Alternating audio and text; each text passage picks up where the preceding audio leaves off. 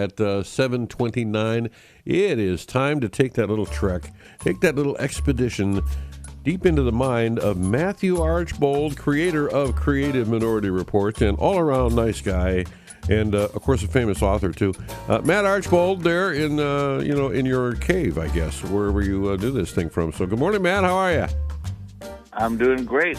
I have decided, I have looked out into the world, I've watched the news, and I have decided that I have been an excellent parent. Can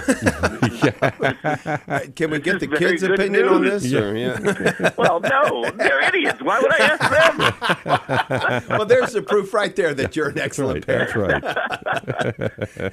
So, have you seen the video of the girl, the track and field girl, running the relay, and the other girl passes her, and she swings the baton on her head? Smacks her in the head. Concussion. I mean, knocked her out, right?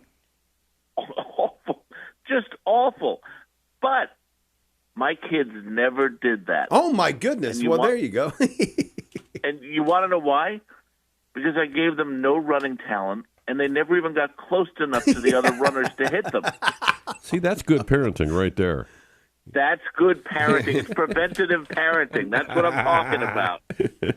I absolutely love it. And in your description of how the bar has changed for good parenting, that's it. My son hardly moves from the couch. I mean, he can't hurt anybody. And you've done all of this to prevent them from visiting violence upon anyone else. And, the hindsight you had in this is just fabulous. Yeah. Foresight I really do this, appreciate you guys. I do appreciate you guys seeing my side on this. Actually, my son was home last week for spring break. He's laying on the couch doing his thing. I roll him over every 45 minutes to prevent bed sores and such. But he got an idea. He wanted to build an arcade game, like from scratch, build an arcade game. Mm-hmm. And he's never built a thing in his life. So I was all happy about it. So at the end of spring break, I have a 3/4 built arcade game in my front room, and the front room literally looks like the set from Sanford and Son. There's just junk all over the place. It's just terrible. So he promises he's coming back next weekend to finish it. Now, let me ask you, am I misunderstanding what an arcade game is? Like, are you talking about with physical pieces, or are we talking about a game on the computer? No, we're like building it like the old arcade games, like wow. at Chuck E. Cheese. Yeah. Wow. So cutting all the wood and he has the innards of the game already. Wow. So he could, the game, but he needs to connect it to a screen, which needs to connect to controllers. Yeah, he's a smart kid. He just never does anything with it. Again, that protective parenting. Exactly. I really do appreciate this. This is great. These are the kinds of friends I need. The support I get from home isn't close to this. I got to be honest. And this is why I can't wait to see you guys. Oh my goodness! 3 weeks from tonight, coming up next month. Exactly. You know what I really can't wait to happen? What? I can't wait to. Yeah, obviously I can't wait to see you guys. Yeah. I can't wait to meet your listeners so I can ask them why they're listening to you. You're assuming we're going to have any listeners there, but you might be the only one. I mean, honestly. Right. Well, I can tell you at least half of them are listening because of the court order. Hey, I want to take you to your website for just a minute. You know all about it, but make sure our listeners know about it. CreativeMinorityReport.com. There are 2 things I want to get to because they are just so amazingly good and something we should be talking about. One article you wrote, and this is the last one you posted, Brazil clears 8 miles of Amazon rainforest for UN climate meeting. I mean, this is how crazy we are. This is the greatest story. I saw this, and I literally thought of you guys. Yeah. I thought of you guys because I was like, this is the kind of story that they will just love. Oh, yeah, this one's it. Yeah. Can you imagine that?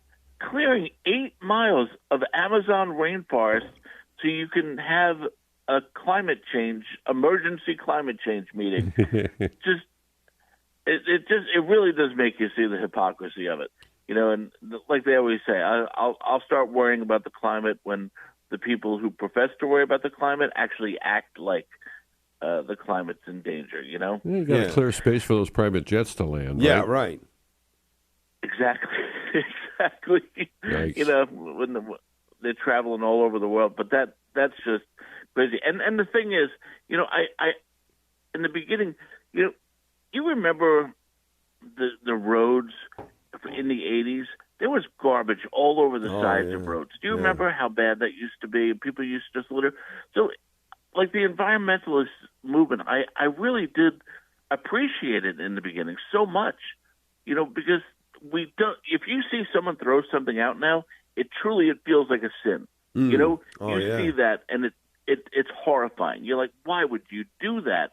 But in the old days, people just did it, and no one thought anything of it. So there has been so much good, but just what happens to any movement? I guess people latch onto it for power, or for prestige, for wealth, and they just corrupt it. But you know, that's the thing. We want to honor the planet. We want to appreciate the planet. It's a gift given to us, you know. But you can just get too far with it once you start idolizing the planet. Mm-hmm. And then there's another, and obviously the success for that whole campaign, and maybe we could do it with the planet too, was a Native American crying. I still remember that tear like it's. You know, remember that guy, the actor that was on the highway and he's got a tear coming? Oh, absolutely. Very effective campaign, yeah. Okay, one more thing, because I want people to read this article as well. Fabulous, fabulous. Why they won't leave us alone. Yeah. Why they won't leave us alone. Oh, Father McTagg is great, isn't he? Yeah. He's just absolutely brilliant. And he talked about this, is they literally can't leave us alone. Yeah. Because as long as we have our allegiance is to another world, they can't control us. And that is why we irritate them so much. You know, if we're willing to kneel before God, we're not willing to kneel before them. And that is why our elites, those in power, literally try to wipe out Christianity. I always say, I wish Christians defended Christianity with the same zeal that those in power attack Christianity, because they know that the church is the one thing that can stand against them. But we don't defend the church like it's the one thing that can stand up against it, because it's always going to be, you know, counter to the world. It's just always going to be that way. Yeah, and they tell us that they don't want judgment from us. What they really want is assent, and they're not happy unless we assent. You know? That's why we need you, Matt, and that's why we need Creative Minority Report. Thank you so much. Have a wonderful day. God bless. Join me, Shane Stanfield, and Ron Finn on an